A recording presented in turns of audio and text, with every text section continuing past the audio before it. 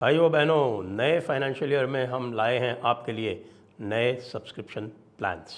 इसमें national plans हैं, international plans हैं। देखिए, हम YouTube का ज्वाइन बटन उपयोग में नहीं लाते हैं, इसलिए हमने ये सब्सक्रिप्शन प्लान्स बनाए हैं जिनसे हम एक कॉर्पस फंड बना रहे हैं जो हमारे राष्ट्रीय और हिंदू हितों में काम लिया जाएगा। और इसमें नेशनल प्लान्स आरंभ होते हैं $100 से और इंटरनेशनल प्लान्स आरंभ होते हैं $5 से। इनके सबके डिटेल्स विस्तार से आपको डिस्क्रिप्शन में मिल जाएंगे, वहाँ जाइए और क्लिक कीजिए। साथ ही हमारे इस अप्रतिम अभूतपूर्व कंटेंट के लिए आप हमें सहायता तो करते ही हैं। ऊपर जो आपको दाहिने हाथ में टॉप पर जो QR दिख रहा है उसको स्कैन करके हमें फाइनेंशियली सपोर्ट करते रहिए, जिससे हम ये अभिनव कंटेंट आपके लिए लाते रहें।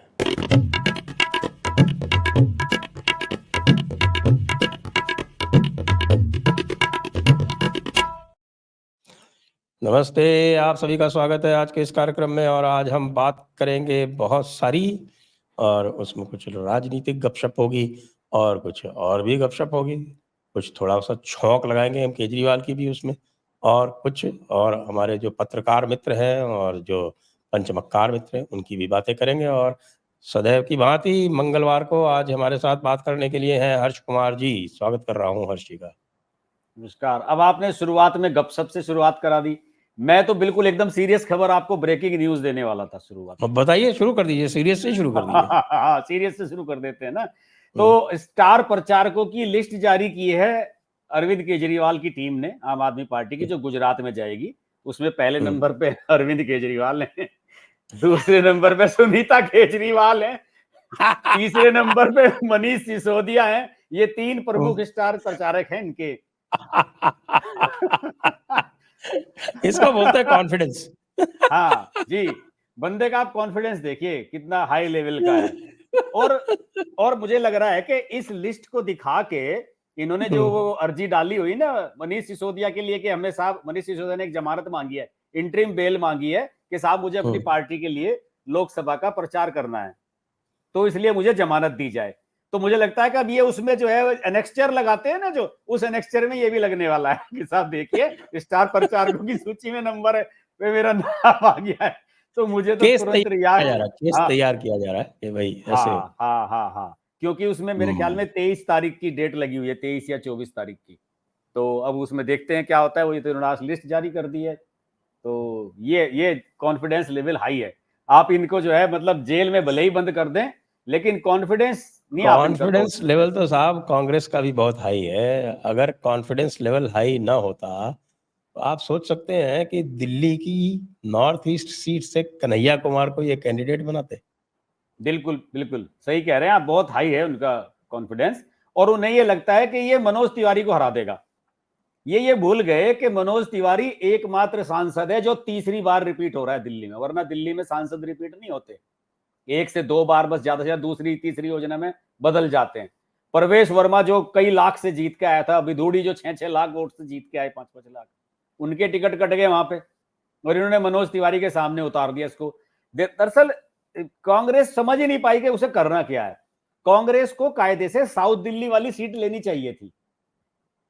अब वहां पे पिछली बार चूंकि राघव चड्ढा 2 नंबर पे रह गया था, तो आम आदमी पार्टी वालों ने साउथ दिल्ली सीट छोड़ी नहीं है। साउथ दिल्ली से कन्हैया कुमार को लड़ाते तो वहां JNU के लड़के वड़के वो ढपली वपली बजा के कुछ इनके लिए करा देते। IIT वाला इलाका जो सारा आसपास का इलाका है साउथ दिल्ली का, वसंत कुंज, मुनीर का। साउथ दिल्ली तो गुजरों का इलाका है, वहां से तो इन्होंने पहलवान को उतारा है। हाँ, मैं ये तो कह रहा हूँ, वो वहां पे तो वो जातीय वाला समीकरण इन्होंने ज्यादा साथ देने की कोशिश की ना, लेकिन वो कांग्रेस के कोटे में नहीं है। मैं ये कहना चाहता हूँ, कांग्रेस वालों को अगर कन्हैया को लड़ाना था तो फिर साउथ वाली पे डिमांड रखते। अब ये कन्हैया को यहां तो उन्होंने मरवा दिया। ये जो सीट है नॉर्थ ईस्ट वाली, इसमें आप जमुना पार का जो इलाका ये सारा शुरू होता है, जैसे ही आप पुल पार करते हैं, करावल नगर और ये इधर इवन शाहदरा तक आ जाता है, ये सारा घूमता हुआ, और उधर लोनी तक ये लोकसभा सीट चली जाती है गाजियाबाद से मिलती हुई।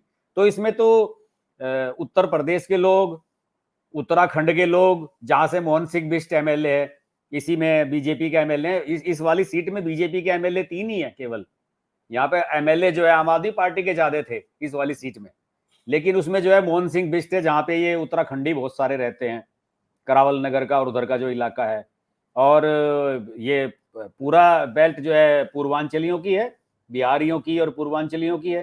तो वहां मनोज तिवारी के सामने कन्हैया कुमार को कहाँ कहाँ टिकेगा, बिल्कुल चीर कन्हैया फाड़ कुमार देगा मनोज तिवारी, चीर फाड़ देगा उसको बिल्कुल।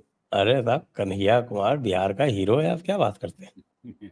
बिहार का हीरो क्या है संजय जी, जहां से वो खुद, जहां से वो पैदा हुआ, जहां का वो रहने वाला है, वहां तो उसे किसी ने वोट दी नहीं है। यहाँ कौन उसे वोट देगा, दिल्ली में कौन पूछ रहा है उसे? अरे 22% वोट लेके आया था ना, तो 22% से क्या होता है, 4.5 लाख से आ रहा था, बस परसेंट कितनी भी हो 4 लाख। गिरिराज सिंह ने ट्वीट किया था कि प्लीज नोट करें 4.66 लाख इतने डिफरेंस से आ रहा था। यहाँ कितने से आ रहा है? यहाँ तो आप ये कल मैं देख रहा था कि दोनों का वोट, आप शीला दीक्षित और आम आदमी पार्टी से कौन खड़ा हुआ था यहाँ से, उनका दोनों, दिलीप पांडे, हाँ, इनके दिलीप पांडे, दोनों का मिला टोटल कर दो, आप दोनों तो छोड़ भी दीजिए, आप जितने भी 1,60,000 अपोजिशन के, पीछे।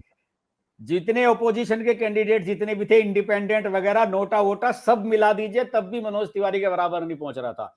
और ना 1,60,000 का अंतर था, थोड़ा बहुत नहीं। हाँ हाँ, और ये मनोज तिवारी का कन्हैया पिछली बार को थोड़ा तो सा शीला कम दीक्षित था। जैसे वोट मिलने नहीं, कन्हैया कुमार को तो देखिए पिछली बार शीला दीक्षित थी, इसलिए इतना कम डिफरेंस था। उससे पहली बार तो मनोज तिवारी 3.5 लाख वोट से जीता हुआ है 2014 में, तो वहां तो और भी बड़े मार्जिन से जीता था। जब ये इसके गुरुजी कन्हैया कुमार के गुरुजी को पेला था, तब इसने, वो प्रोफेसर आनंद जेएनयू वाले, वो मनोज तिवारी के सामने लड़े थे, उन्हें 3,66,000 पता नहीं कितने से हराया था। तो ये तो कांग्रेस वाले हैं, टिकट को लेने के लिए तैयार था नहीं कन्हैया कुमार। दूसरी नहीं, मैं तो ये इसकी और बात करता हूँ, इसके कम थोड़ा सा जो इनकी मीडिया स्ट्रेटजी है वो कितनी डिफेक्टिव है, उसकी आप बात कर लें कि आप जो है कन्हैया कुमार जो है वो एक तरह से, आप जो वो बुल फाइट होती है ना, तो उसमें red rag to the bull, वो वाली स्थिति है कि ये असंख्य जो न्यूट्रल लोग भी हैं, हिंदुओं को तो इसके नाम से और इसकी शक्ल से चिढ़ है ही, उसके अतिरिक्त जो न्यूट्रल लोग हैं वो भी इससे चिढ़ते हैं, क्योंकि ये टुकड़े टुकड़े वाला बंदा है, जो ये आर्मी के विरुद्ध जो है बोलता है, भारत माता के विरुद्ध बोलता है, कश्मीरियों के भी खिलाफ, फौजियों के खिलाफ। तो ये जो था, ये बेगूसराय में जब तक था तब तक तो ये सेफ था, क्योंकि वहाँ नेशनल मीडिया तो पहुंचता नहीं, वहाँ तो खैर लोकल मीडिया थोड़ा बहुत जो है, और उसके आपकी कोई क्लिप्स व्लिप्स आ गई तो आ गई। यहाँ तो ये 24/7 जो है इसको चेज करेंगे दिल्ली में लोग। हाँ, और थोड़ी बहुत जो रही सही साख है कांग्रेस की वो खत्म हो जाएगी। बिल्कुल, ये तो इतनी बड़ी एक रणनीतिक गलती है इनकी, स्ट्रेटेजिक मिस्टेक, जिसका कोई अंदाजा ही नहीं। बिल्कुल, इसको आप बगल में गाजियाबाद से भी लड़ा देते तो इतना डैमेज नहीं होता जितना दिल्ली में लड़ाने से हो रहा है। हाँ, सही बात है। और दिल्ली में मैं आपको बताऊं संजय जी कि दिल्ली में अभी भी कांग्रेस के पास कैडर है, दिल्ली में अभी भी उसके पास कैंडिडेट हैं जिन्हें वो लड़ा सकती थी। अरविंदर सिंह लवली थे और अजय माकन थे, कई ऐसे कैंडिडेट हैं जो अभी मैदान में उतारे जा सकते थे। संदीप दीक्षित को पता नहीं क्यों नहीं लड़वाया। संदीप दीक्षित भी अच्छा चुनाव लड़ते और ठीक ठाक चुनाव पहले भी लड़ते रहे संदीप दीक्षित, लेकिन इसके सामने या कन्हैया कुमार, मेरे समझ में नहीं आया कि ये है प्लानिंग किसकी। क्या राहुल गांधी ने प्रॉमिस किया है या कन्हैया कुमार ने राहुल गांधी से जाके खुद टिकट मांग लिया? इसके पीछे प्लानिंग समझ में नहीं आई मुझे कि मनोज तिवारी जैसे स्ट्रॉन्ग कैंडिडेट के सामने आप इसे लड़ा रहे हो। और उदित राज के बारे में क्या कहेंगे? उदित राज तो बेकार है साहब, उदित राज का कुछ नहीं है। उदित राज को तो मैंने पर्सनली कई बार झेला हुआ है, उससे तो छोटे छोटे काम किसी के लिए कह दो, उससे तो वो काम नहीं होते थे अपने क्षेत्र के। जब वो सांसद रहा तब उसे कोई नहीं पूछता था अपने इलाके में, अब क्या होगा उसका? मेरे ख्याल से उदित राज तो इन सब में सबसे कम, सबसे बड़े मार्जिन से वो ही हारेगा, उदित राज ही, मुझे तो यही लग रहा है। हाँ, तो दिल्ली में तो एक तरह से कोई इनका सारा का सारा कॉन्फिडेंस हिला हुआ है, जिस तरह के कैंडिडेट इन्होंने दिए। अरे सोमनाथ सर, भारती, कल महाबल गोपाल, मिश्रा और हाँ, वो कौन सा सोमनाथ पहलवान सोमनाथ और भारती को टिकट दिया है इन्होंने नई दिल्ली से। सोमनाथ भारती भारती तो अपने आप में मेंटल केस है, उसे कौन वहां पे वोट देगा। और कल गोपाल राय का बयान आया, कल मीडिया वालों ने पूछा, कल गोपाल राय मीडिया वालों से बात कर रहा था, तो उससे पूछा कि साहब आप लोगों का तो यहाँ पे पैक्ट हुआ है एक दूसरे के साथ, तो एक दूसरे के क्षेत्र में जाके प्रचार करने का आप लोगों का क्या प्लान है?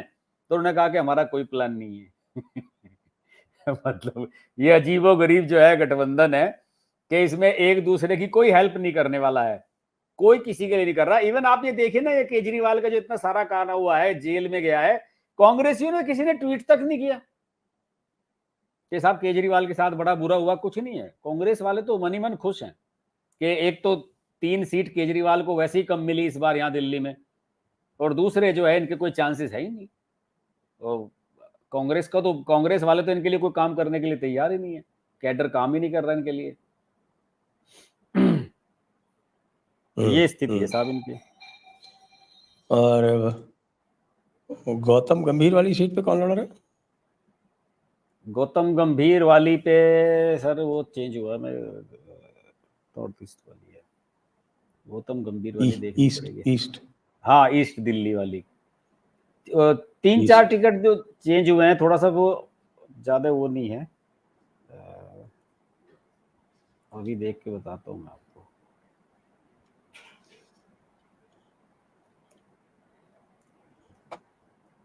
नहीं, बाकी जगह का तो पता है, वेस्ट में तो महाबल मिश्रा है और वो जो हाँ, लेडी है वो उसका तो तो महाबल मिश्रा तो उनका है ना, इस बार आम आदमी पार्टी से चला गया ना। आम आदमी पार्टी का। हाँ, उसने तो पार्टी बदल ली थी, उसका बेटा एमएलए बन गया था, तो उसने तो चेंज कर लिया ना, तो अब तो वहाँ सीन बदल गया है ना वहाँ पे। तो यहाँ पर जो है वो आपके इसको कौन सा पहलवान है उसको दिया है। हाँ, वो पहलवान को दिया है, सही कह रहे हो आप। कुलदीप ये कुमार और हर्ष जी जी जी, मल्होत्रा। हाँ, हर्ष मल्होत्रा और कुलदीप कुमार, जी जी जी जी, ये है। कुलदीप कुमार और हर्ष मल्होत्रा के बीच में लड़ाई है, तो इसमें तो भी एक तरफा ही सा है, हाँ, कोई दम नहीं है। दिल्ली में बड़े से बड़े मार्जिन से जीतने वाली है बीजेपी के सारे कैंडिडेट, कोई कोई फाइट नहीं है। थोड़ा सा यहाँ पे क्या रहता है कि मार्जिन जो कम रहता है वो नई दिल्ली पे रहता है। नई दिल्ली वाली में क्या है कि कनॉट प्लेस और ये आसपास का जो कस्तूरबा गांधी मार्ग वगैरह, यहाँ पे वोटिंग परसेंटेज बहुत डाउन रहता है। इस इलाके में 50% से ऊपर परसेंटेज नहीं जाता, तो इसी वजह से यहाँ सबसे कम डिफरेंस रहता है। वरना तो यहाँ दिल्ली की तो कॉन्स्टिट्यूंसी बड़ी बड़ी है, यहाँ तो 4-4, 5-5 लाख, 8-8 लाख, 7-7 लाख ये वोटिंग होता है, बहुत भयंकर वोटिंग होता है, बड़े बड़े बड़े मार्जिन से जीतते हैं सब लोग।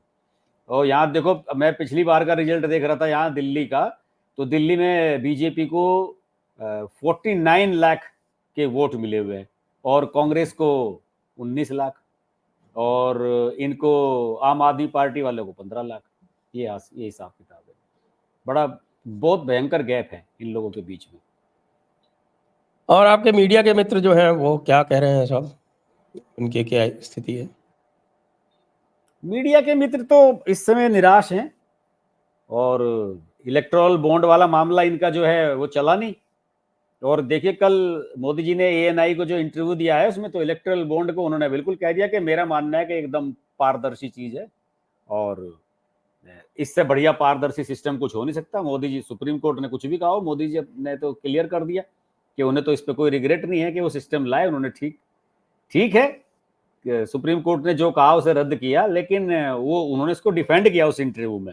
मैंने तो पहली बार देखा कि कोई इस तरह का मामला हुआ हो, सुप्रीम कोर्ट ने उसे रोका हो और फिर उसके बाद इस तरीके से डिफेंड किया हो, उन्होंने खुल के डिफेंड किया है। तो मीडिया वालों ने हवा बनाने की काफी कोशिश की कि रवीश कुमार वगैरह इन्होंने जो है काफी वीडियो बनाए इसे लेके, इलेक्टोरल बॉन्ड को लेके, लेकिन ये मुद्दा नहीं बन पाया। इसे लोगों ने हवा दी नहीं, पानी दिया नहीं लोगों ने, इस चीज को मान नहीं रहे लोग इसको मुद्दा। क्योंकि इसमें बाद में जो चीजें निकल कर आई ना, हम लोगों ने पहले भी डिस्कस किया था कि जब जब टीएमसी वालों को, डीएमके वालों को, सभी को चंदा मिला हुआ है, ऐसा तो है नहीं कि किसी एक को मिला है, और उस प्रपोर्शन में मिला हुआ है कि भाई आप जितनी बड़ी पार्टी उसको उतना चंदा मिला है। तो पंचमक्कार वालों की तो कहानी कुछ चली नहीं है, सत्यहिंदी.com वालों का धंधा मंदा हो गया है। वो बता रहे कि कैसे? आजकल वहां स्टाफ को बता रहे कि वहां सैलरी वैलरी नहीं मिल पा रही है, लोग छोड़ छोड़ के जाने लगे हैं वहां से। तो बड़ी अच्छा। खराब हालत। हाँ, व्यूज वगैरह नहीं आ रहे हैं। आप देखिएगा उनके वीडियोस पे पुराने, आप अभी उठाकर देखिए, मेरे ख्याल में पता नहीं कितने दिनों से कोई वीडियो 1 लाख भी पार नहीं किया होगा उनका। तो मामला खराब हो गया है वहां तो, बहुत ज्यादा बड़ी खराब स्थिति है। अजीत अंजुम ने भी 2-4 लोग अपने दाएं बाएं से जोड़े थे, वो सब हाँ, खत्म हो गया, उनका व्यूज ही नहीं आते हैं उनके चैनल पे भी, व्यूज खत्म हो गए बिल्कुल। आप उनका देखिएगा जरा चैनल उनके क्यों वो, चल रहा था? ना ना आप देखिए, इसमें कुछ 2-4 पत्रकारों को जो है इन्होंने जोड़ लिया था अपने से, और उनकी भाषणबाजी कराने लगे थे अपने चैनल पे। तो कोई व्यू ही नहीं आते उनके, किसी के 30,000, किसी के 25,000, किसी के 19,000, ये हालत है। तो सत्य हिंदी, सत्य जी हिंदी जी में क्या चल रहा है? सत्य हिंदी के वीडियोस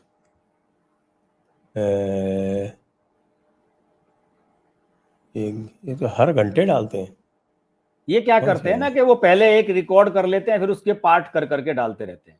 अब ये देखिए ना, अजीत अंजुम के चैनल पे आप देखिए वीडियो के एक पे तो 19,000 व्यू हैं, एक पे 94, एक पर 40 के, एक पे 37 के, एक पे 47, बहुत बहुत खराब व्यूज हो गए हैं। 61,000। एक वो जो वो हम्म। नेहा कक्कड़ है, क्या है उसका, नेहा सिंह राठौर, वो गाती है ना लड़की, एक वो मोदी को काफी वो जो है कमेंट करती है, उसका इंटरव्यू लिया, उसे 94,000 लोगों ने देखा है 5 दिन में कुल। ये संजय सिंह को खाली लेके, ये जो करता है, ये आशुतोष खुद करता है, उसके थोड़े से व्यूज आते हैं, बाकी हाँ सब हाँ चल हाँ जाता हाँ है। हाँ हाँ, आप सही कह रहे हैं। जो आशुतोष 9 बजे के करीब करता है, उस पे तो देखते हैं लोग बाग, बाकी कोई व्यूज नहीं है इनके। बहुत खराब हालत है इनकी। रवीश कुमार के भी और व्यूज गिरने लगे हैं अब, उतने नहीं रहे। किसके? रवीश कुमार के भी रवीश बहुत कुमार? व्यूज गिर गए हैं। हाँ, आप देखिए, बहुत बहुत गिरावट आ गई है, 50% पे आ गए हैं व्यूज, उनकी भी बहुत गिरावट आई है। अरे सत्य हिंदी तो हमसे भी नीचे चला गया। कमाल है। हम 25 मिलियन पे हैं, वो 24 मिलियन पे। हाँ मैं बता रहा हूँ आपको, ये लोग बाग इन चीजों को देखते नहीं है, क्योंकि मैं तो देखता हूँ समय समय पर सब चीजों को कैसे चल रही है। तो बड़ी हम्म। खराब हालत है। और वो इनकी एक पत्रकार हुआ करती थी, इस पे गौरव भाटिया ने केस कर दिया था डिफेमेशन का, नीलू व्यास। वो 4 बजे की हम्म। बहस कराती थी रोज, उसे ले गए अजीत अंजुम, ले उड़े। तो वो अजीत अंजुम के चैनल पे पहुंच गई वो। तो रहा साहब, वो भी खत्म हो गया इनका। ये बताइए, आपस में ही एक दूसरे की पोचिंग कर रहे हैं यार, ये तो गलत बात है। कुछ हाँ तो मॉरल्स होने चाहिए। सही कहा आपने, आपने पोचिंग शब्द सही इस्तेमाल किया इनके लिए।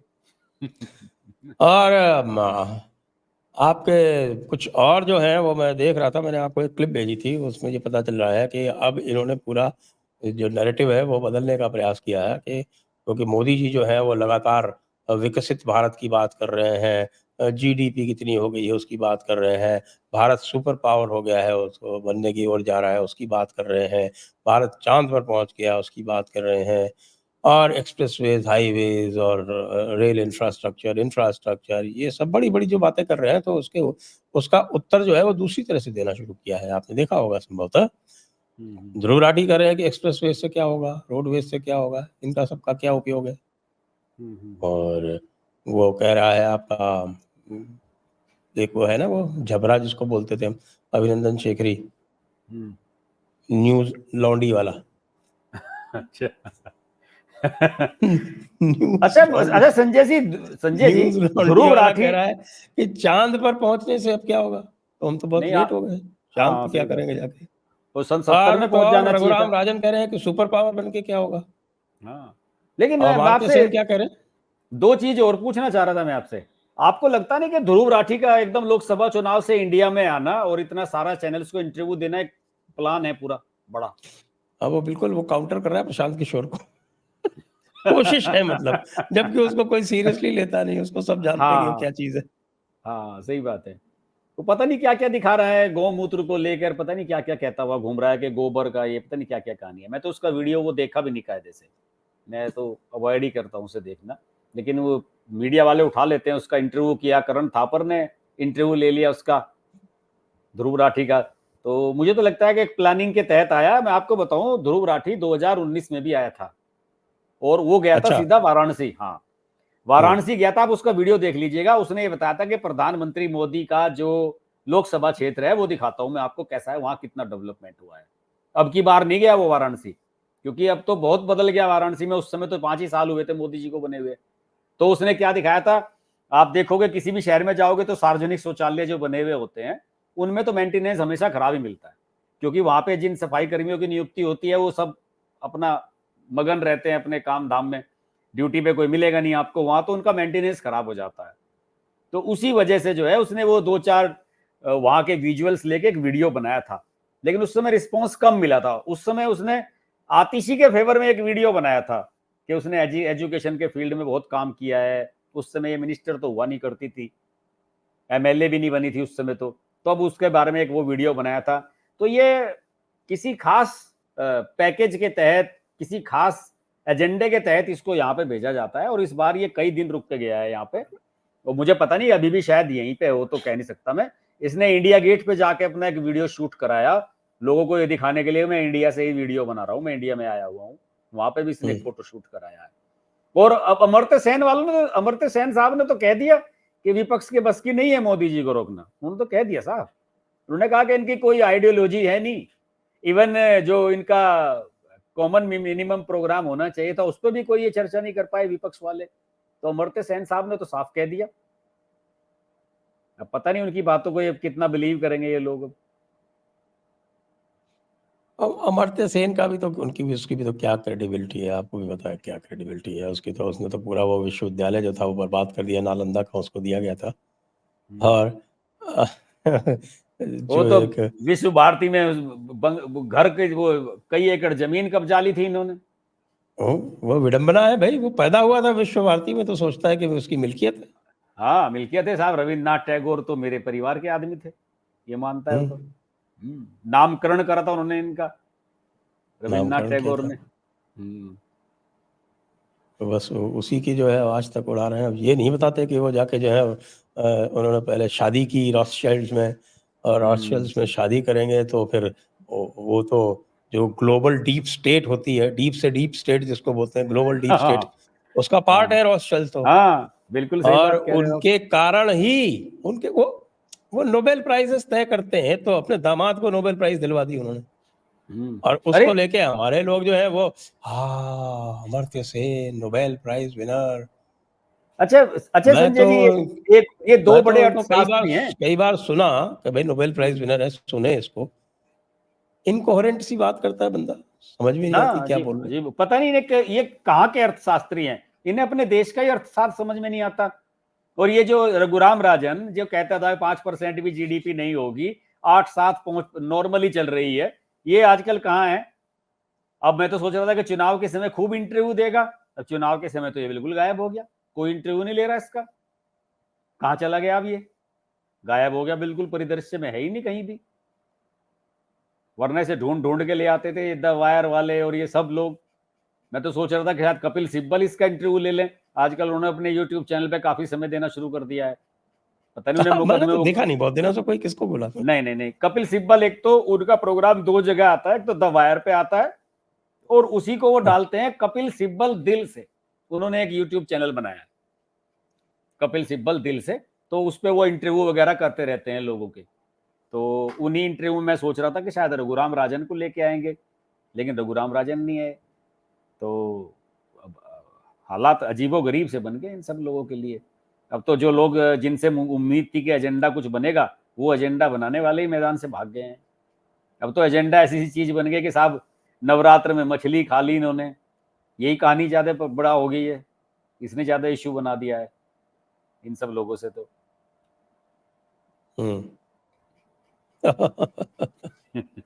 अब जरा चर्चा करें कि जो पहला फेज होने वाला है इलेक्शन का, उसमें आपके उत्तर प्रदेश में जो हल्ला मचा हुआ है राजपूतों वाला, उसमें क्या दम है।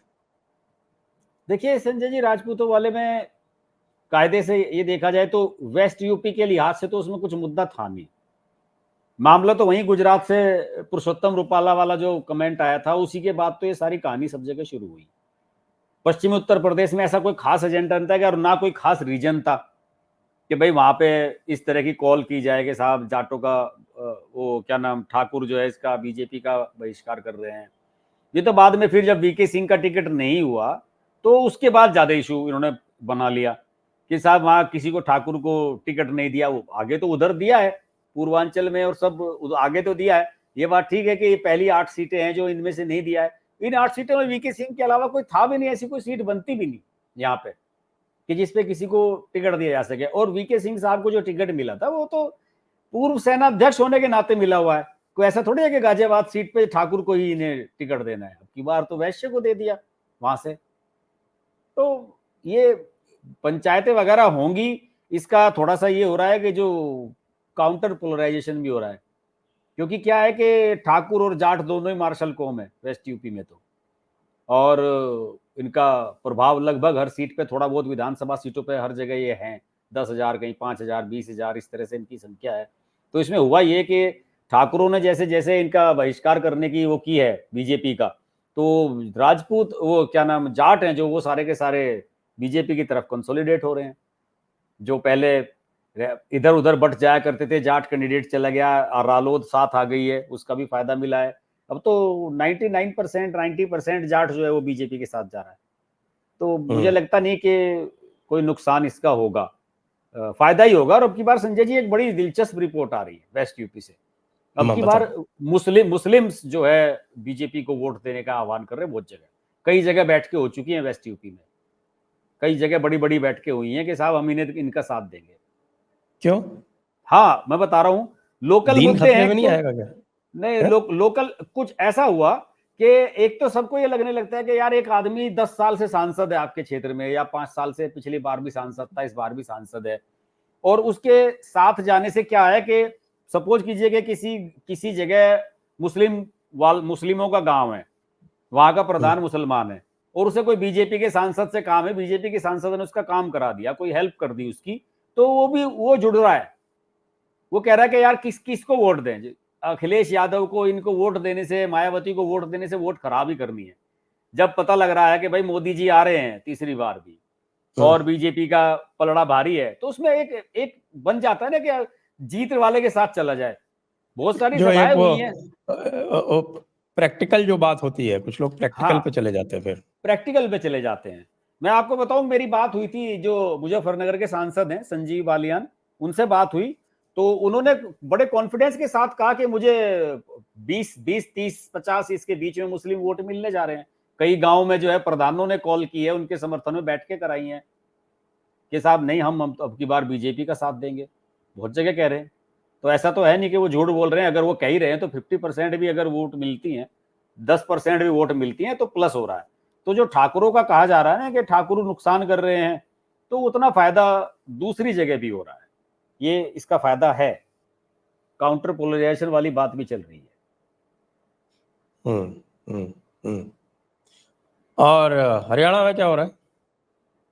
हरियाणा में तो सर अभी टिकटों को लेकर बड़ा वह पोसे की स्थिति चल रही है, और कांग्रेस वालों में तो बड़ा मामला है। आज बताया जाता है कि वो किरण चौधरी मिलने की आई थी सोनिया गांधी से, और वो उनकी लड़की लड़ती है ना, वो पोती बंसीलाल जी की, श्रुति चौधरी भिवानी से।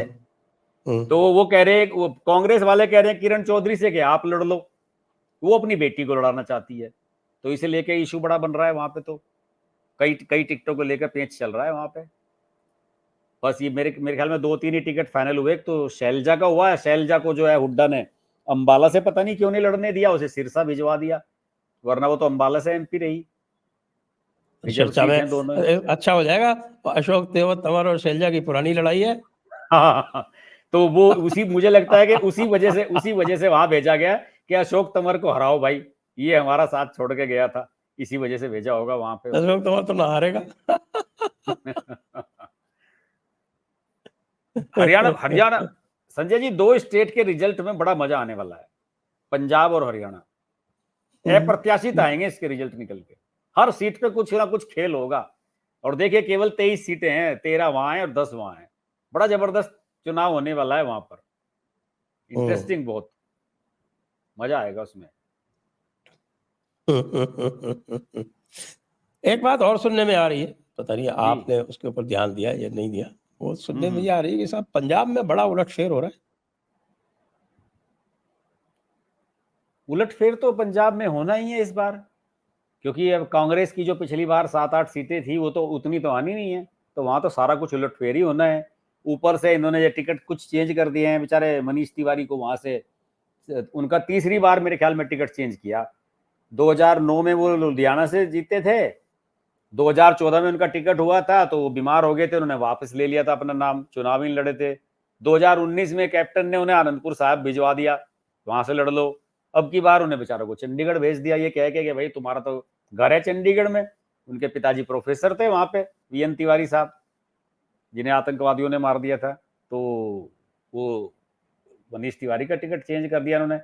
लेकिन बड़ा दिलचस्प जो टिकट हुआ है संजय जी, जालंधर से चरणजीत चन्नी को जो टिकट दिया है कांग्रेस वालों ने, आपकी हारेगा क्या बुरी तरह से। टिप्पणी है उस पर? हाँ, मैं तो कह रहा हूँ, वो बेचारा जो है सीएम रहते हुए अपना एमएलए नहीं बन पाया, वो सांसद की सीट कहां से निकाल लेगा वहां पे?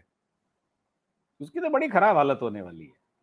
उसे बेचारे को बिना मतलब ही मरवा रहे हैं फिर, और पता नहीं वो तो कहीं गायब ही हो गया था, एकदम चुनाव के समय उसे निकाल रहा है। और अभी वो देखिए उसे कितना फायदा हुआ, वो 4-5 दिन पहले बेचारे राम मंदिर में गए थे दर्शन करने चन्नी साहब, और वहां राम मंदिर के दर्शन करते ही उन्हें टिकट का आशीर्वाद मिल गया राम जी की तरफ से कि ये लो टिकट लड़ो, तुम लोकसभा का टिकट मिल गया जालंधर से। और सिद्धू का बताइए ना संजय जी, कहाँ है? आईपीएल की कमेंट्री कर रहे हैं, स्टार स्पोर्ट्स पे पहुंच गए, अब मैदान वो से तो साफ। वो तो कपिल शर्मा के शो पे नहीं पहुंचा, ये कम है क्या? हाँ, मैं यही तो कह रहा हूँ, वो तो बैक टू पवेलियन हो चुके, वो अब पॉलिटिक्स में है ही नहीं आदमी बिल्कुल भी। उसने कांग्रेस को पूरा बर्बाद किया वहां पे पंजाब में। और आपको पता ही है कि कैप्टन का पार्टी से जाने का सिर्फ और सिर्फ एक रीजन नवजोत सिंह सिद्धू है। और देखिए उसको कैप्टन की पार्टी से निकलवाया, कांग्रेस की सरकार वहां से खत्म करवा दी, और अपना कमेंट्री करने लगा जाके वहां स्टार स्पोर्ट्स पे। ये हाल है कांग्रेस का। तो आप अगर ये कह रहे हैं कि पंजाब में जो है उलटफेर है, पंजाब में उलटफेर होना ही है। मुझे लग रहा है कि पार्टी जो मैक्सिमम सीटें वहां पे आएंगी ना, उसमें मैक्सिमम सीटों में आम आदमी पार्टी और बीजेपी, मेन फाइट इनमें होगी। मुझे लगता नहीं कि इस बार सुखबीर बादल और इन सब का भी कुछ होने वाला है, अकालियों का भी। हाँ, अकाली दल तो हो सकता है 0 पे चला जाए इस बार। हाँ, बिल्कुल सही कह रहे हैं आप। 2 तो पिछली बार ये थे, मियाँ बीबी जीते थे, और तो कोई था ही नहीं इनका। ये भी हार जाएंगे इस बार। और इनकी जो सीटें हैं उसे तो प्रणीत कौर के सामने धर्मवीर गांधी को उन्होंने फिर से खड़ा किया है। एक बार धर्मवीर गांधी हरा चुके हैं प्रणीत कौर को वो तो 2014 में। हाँ, वो आम आदमी पार्टी के टिकट पर हराया था ना संजय जी, उस आम समय आदमी आम आदमी पार्टी के पार्टी की टिकट पे। लहर थी। हाँ अब ये कांग्रेस के टिकट पे खड़ा हो गए हाँ। धर्मवीर गांधी। तो हम्म, अब प्रणीत कौर बीजेपी के टिकट पे खड़ी हैं पटियाला से। हाँ। और पर लुधियाना से बिट्टू, जलंधर से रिंकू, हाँ, जलंधर बढ़िया। से रिंकू। हाँ, रिंकू तो ये वहाँ आम आदमी पार्टी वालों का ये सांसद है ही। ये तीन तो पक्के हैं। और होशियारपुर और पठानकोट तो वो हमेशा जीतती ही है बीजेपी। हाँ हाँ। तो तो मुझे लगता है कि अब की बार 5 सीटें ला रही हैं, सही कह रहे हैं आप। तो ये 5 सीटें तो पक्की हैं। और फिरोजपुर में भी अभी एक रिटायर्ड आईपीएस लेडी को टिकट दे दिया इन्होंने। तो वो भी इंटरेस्टिंग होगा, देखते हैं अभी क्या होता है। हाँ पंजाब में आईएएस आईपीएस अफसरों को वोट मिल जाते हैं। हाँ। हमारे अरे यहाँ वो तो कम वो भी मिलते तो हैं। वो भी तो लड़ रहे वो भी तो लड़ रहे हैं ना, वो क्या नाम है, वो तरनजीत सिंह संधू, वहां से, अमृतसर अमृतसर से। से लड़ रहा है वो, अमृतसर से लड़ रहा हाँ है। तो अब हाँ उसको देखते हैं। वो तेजा समुद्री जी का वो है नाती। हाँ हाँ हाँ हाँ, सही कह रहे हैं आप। तो लेकिन अभी उसके बारे में मैं इतना श्योर नहीं हूँ। हम्म, लेकिन ये जो सीटें हैं, ये दोनों सीटें प्लस आपकी ये जो सीट है आपकी जिसमें मोहाली आता है, क्योंकि मोहाली में बहुत पॉपुलेशन है इधर यूपी वालों की। यूपी बिहार वालों की। ये जो आपके चंडीगढ़ में जिसको बोलते हैं उसके क्या इनकी लेबर कॉलोनीज हैं मोहाली एरिया में। मोहाली चंडीगढ़ का ही तो एक्सटेंशन हाँ है। हाँ, इंडस्ट्रियल है वो, जैसे कि दिल्ली के पास नोएडा है, इसी तरह से तो है वो। तो वो मोहाली एरिया आता है आनंदपुर साहिब में। और बाकी जो भी एरिया है ना उसमें नवा शहर आता है। तो नवा शहर में जो कॉन्स्टिट्यूंसीज हैं उसमें नवा शहर हिंदू मेजॉरिटी है। जी। और देखिए इसमें पंजाब को रोपड़ लेकर में जितने ओपिनियन पोल आए हैं 3 से और 5 तक सीटें तो बीजेपी को सभी मैं तो आपको सीटें बता रहा हूँ ना, हम्म, आनंदपुर साहिब में भी बीजेपी कॉन्टेस्ट में रहेगी, ये कह रहा हूँ। हम्म। तो इसलिए बड़ा मजेदार होने वाला है पंजाब का इलेक्शन। बिल्कुल बिल्कुल बहुत ही जबरदस्त होगा। और मुझे तो लग रहा है कि पंजाब का जो इलेक्शन होगा संजय जी इस बार, वो पंजाब की अगली जो विधानसभा चुनाव होगी ना उसको भी क्लियर कर देगा कि अगली बार क्या होने जा रहा है पंजाब में। उसका भी बहुत कुछ आइडिया हो जाएगा इस बार, क्योंकि वहां अब तक जो राजनीति रही है ना कि अकाली वर्सेस कांग्रेस और ये रही है जो, वो सब बदलने वाली है। ना अकाली रहेंगे ना कांग्रेस रहेंगे। ये जो है मेन जो है पोलराइजेशन अगर अब होगा वोटों का, वो बीजेपी और फिर आम आदमी पार्टी डायरेक्ट इनमें हो जाएगी फाइट, बाकी सब बाहर हो जाएंगे, कई सीटों पर डिसाइड हो जाएगा। ना जी, बिल्कुल ठीक है। राहुल गांधी क्या कर रहे हैं आपके विचार से? राहुल गांधी तो अपनी वायनाड सीट के चक्कर में लगे हुए हैं। और आज फिर मैं देख रहा था संजय जी, वो आज रॉबर्ट वाड्रा ने फिर इंटरव्यू दे दिया किसी चैनल को। उसने कह दिया कि मुझे तो जो है वो अमेठी वाले भी बुला रहे हैं और हरियाणा से भी मेरी बड़ी डिमांड आ रही है। हरियाणा वाले कह रहे हैं कि आप हमारे यहां से लड़ लो। उसको 3-4 सीटों से लड़ा दे, क्या दिक्कत है? हाँ 2 से लड़ा दें, एक से तो हुड्डा साहब लड़वा देंगे और बाकी जो है उसे अमेठी से लड़वा दें। अब राहुल गांधी 26 तारीख को फ्री हो जाएंगे केरल के चुनाव से, आए अपना जीजे जी के समर्थन में आए, यहाँ पे रैलियां करें, अमेठी में लड़वाएं उनको चुनाव आके। मेरा तो मानना है कि लड़ना चाहिए, दोनों को मैं लड़ना तो ये चाहिए। कहता हूँ, मैं तो जीजा जी को दूसरा सुझाव देता हूँ, जीजा जी जो है जाके नॉमिनेशन फाइल कर दे। इनको टिकट का मजबूरी में प्रेशर टिकट बना, देना पड़ेगा। प्रेशर बना दे। अच्छा मुझे तो इनको मजबूरी में टिकट देना पड़ेगा। अच्छा मुझे तो इसमें संजय जी एक बात और भी लगती है। आप अच्छा एक बात बताइए, जनरल कॉमन सी बात है, रॉबर्ट वाड्रा ने अपनी टिकट की दावेदारी मीडिया के माध्यम से की। पिछले हफ्ते उन्होंने कई इंटरव्यू दिए, न्यूज 24 को दिया, एएनआई वालों को घर पे बुलाया, पीटीआई वालों को घर पे बुलाया, 1-2 चैनल और को भी दिए उन्होंने इंटरव्यू, आज तक वालों को भी दिया। तो उन्होंने लगातार 3-4 चैनलों को इंटरव्यू दिया है। ऐसा तो हो नहीं सकता कि सोनिया गांधी, राहुल गांधी, प्रियंका, इन सबसे बात ना हुई हो। या तो वो बागी हो गए और या फिर ये प्लानिंग है कि साहब आप पहले मीडिया में बातचीत करना शुरू करो, माहौल बनाओ, टिकट हो जाएगा। क्योंकि अगर अभी क्लियर कर देंगे तो उसका फर्क पड़ जाएगा वायनाड के चुनाव पे कि साहब राहुल गांधी तो लड़ नहीं रहे, वो तो वायनाड भाग गए हैं। तो मुझे लग रहा है कि ये गफलत की स्थिति पैदा करने की कोशिश कर रहे हैं कि राहुल गांधी लड़ भी सकते हैं, नहीं भी लड़ सकते, और अगर नहीं लड़ेंगे तो रॉबर्ट वाड्रा को हम लड़ाएंगे। रॉबर्ट वाड्रा के मुंह से कहलवा दी ये बात, तो ऐसा तो संभव नहीं है। और अगर फिर रॉबर्ट वाड्रा ने अपनी तरफ से बयान दे दिया है तो फिर इसका मतलब परिवार में खटपट है। रॉबर्ट वाड्रा को लगा होगा कि यार मेरी वाइफ को मौका ही नहीं दे रहे हैं कहीं भी, ना राज्यसभा भेजा। हिमाचल प्रदेश से सुखविंदर सिंह सुक्खू ने कहा था कि भाई आप हमारे यहां से चले जाओ, प्रियंका से कहा, प्रियंका चुनाव में काफी और करीब उन्होंने गई वहां, अभिषेक मनु सिंघवी को भेज दिया। उन्होंने अभिषेक मनु सिंघवी को भेज दिया वहां पे। तो हो सकता है कि रॉबर्ट वाड्रा भी वो उस भाई पत्नी है उनकी, तो हो सकता है कि उन्हें लगाओ कि यार हद है बिल्कुल, मतलब बिल्कुल मेरी वाइफ की कोई कदर ही नहीं है क्या पार्टी में। तो हो सकता है कि उसने कहा होगा ठीक है मैं इस तरह से लेता हूं, अगर ये इस तरह से नहीं लड़ने देंगे चुनाव तो ऐसे लेते हैं हम, मीडिया के माध्यम से दबाव बनाते हैं।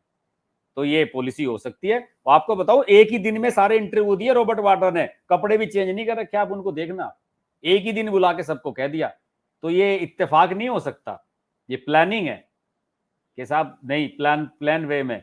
तो या तो इसमें कांग्रेस की सोनिया गांधी की हाँ है कि ठीक है आप लड़ लो, और या फिर रॉबर्ट वाड्रा बागी हो गया।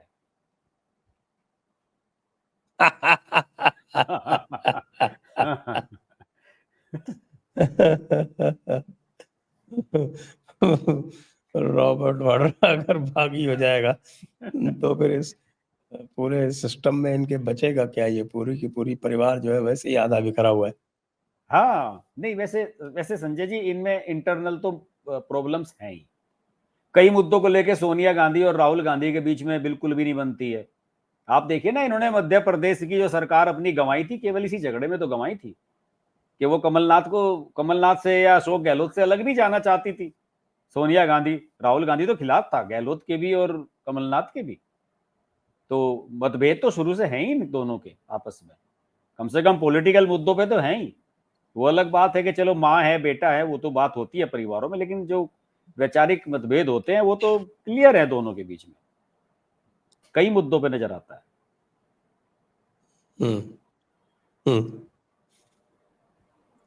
तो अब इसका क्या किया जाएगा बताइए। किसका बताइए, बताइए वाड्रा आप का। बताइए, आप बताओ। अगर आप कहते हो तो रॉबर्ट वाड्रा को टिकट दिलवाएं या नहीं? रॉबर्ट वाड्रा को मैं तो दिलवाया जाए दिलवाना टिकट? चाहता हूँ साहब। है, मेरी सिफारिश तो यह है कि रॉबर्ट वाड्रा को टिकट मिलना चाहिए। बिल्कुल मिलना चाहिए, और मेरा मानना है कि दो जगह से मिलना चाहिए, हरियाणा से भी लड़े और यूपी से भी लड़े। क्यों? हाँ, दो स्टेट से लड़े। देखिए हरियाणा और में तो उन्हें कुछ हरियाणा में भी करना नहीं लड़े है, तो फरीदाबाद से लड़े। हरियाणा में उन्हें कुछ करना भी नहीं है, वहां तो हुड्डा साहब मैनेज करेंगे। हुड्डा साहब ने बतेरे प्लॉट दिलवाए वहां पे, एक आध प्लॉट बेच देंगे वहां तो पे। सारे प्लॉट चुनाव फरीदाबाद में ही है ना। हाँ, फरीदाबाद और गुड़गांव दो ही जगह हैं सारे प्लॉट इनके। दोनों जगह से लड़ दें। एक जगह वो है आपका कौन सा, वो बिधुड़ी है वहां भी कोई बिधुड़ी है ना, नहीं नहीं वो गुजर। नहीं नहीं नहीं नहीं नहीं नहीं, वो कृष्ण गुजर पाल है ना, गुर्जर। गुजर। हम्म, कृष्णपाल गुजर। एक जगह हाँ कृष्णपाल गुजर है, दूसरी जगह राव इंद्रजीत सिंह है। हाँ, इनको अगर चैलेंज कर सकते हो तो कर लो। बिल्कुल बिल्कुल। नहीं, वो लड़ना चाहिए। और आज जो बयान आया है रॉबर्ट वाड्रा का, उसमें हरियाणा उन्होंने आज ही ऐड किया। पिछली बार वाले में वो ही कह रहे थे कि मुझसे अमेठी के लोग कह रहे हैं कि आप चुनाव लड़ लो, अमेठी वाले, रायबरेली में भी मेरा टच रहा है, मैंने सोनिया जी के लिए कैंपेन किया वहां पे, हम 99 से चुनाव वहां पे लड़ाते हुए हैं। लेकिन ये हरियाणा वाला उन्होंने आज ही ऐड किया है, आज वाले में उन्होंने हरियाणा और जोड़ दिया। तो इसका मतलब उन्होंने ऑप्शन खुले कर दिए है कि साहब मैं तो लड़ूंगा, या तो हरियाणा से दिलवाओ या फिर अमेठी से दिलवाओ। तो हम तो जीजा जी के साथ हैं इस मामले में, वो राष्ट्रीय जीजा जी हैं तो हम उनके साथ हैं। हम्म। तो राष्ट्रीय जीजा जी के साथ हम सबको लग जाना चाहिए और जिंदाबाद करना चाहिए, रॉबर्ट वाड्रा हाँ, जिंदाबाद।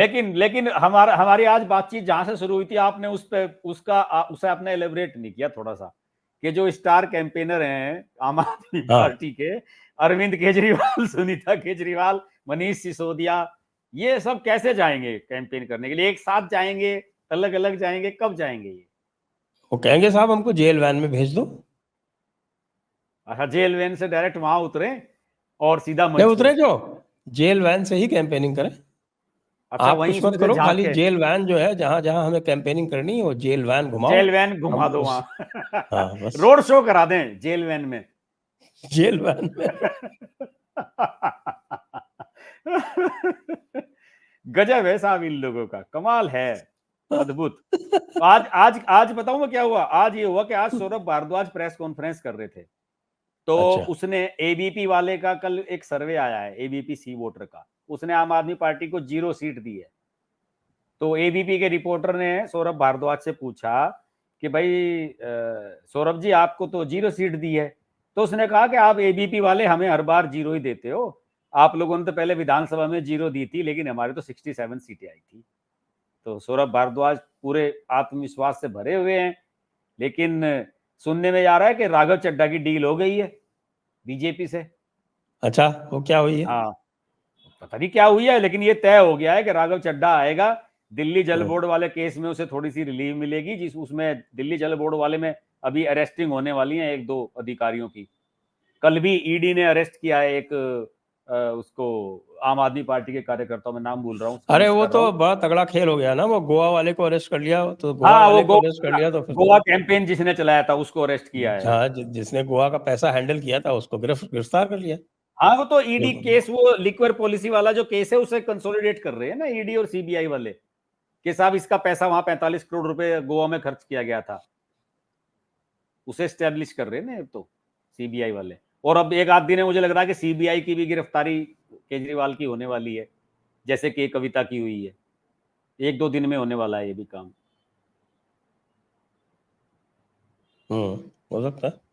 हाँ, क्योंकि आप देखें ना, 15 मार्च को तो के कविता अरेस्ट हुई थी, और उसके 6 दिन के बाद केजरीवाल अरेस्ट हो गए थे, तो 5-6 दिन आगे पीछे चल रहा है इनका केस, वो सीबीआई वाला। अभी उसकी भी जो जुडिशियल कस्टडी है वो 23 तारीख तक बढ़ी है, के कविता की भी, केजरीवाल की भी 23 तक ही है।